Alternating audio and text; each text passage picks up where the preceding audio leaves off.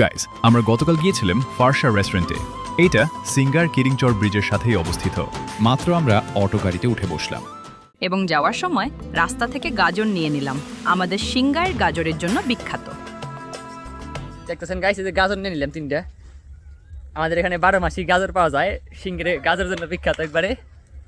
এবং দেখতে দেখতে আমরা চলে এসেছি।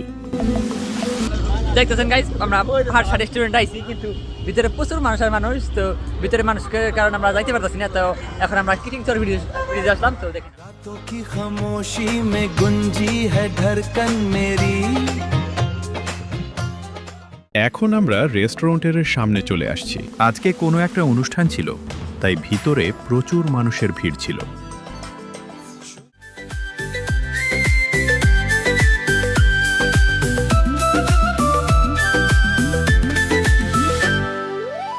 অনেক মানুষ ছিল, তাই আমরা কিছু অর্ডার করতে পারি নাই।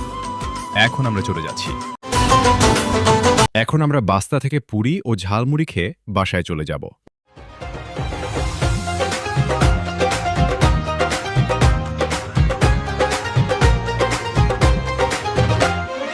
रातों की खामोशी में गुंजी है धड़कन मेरी।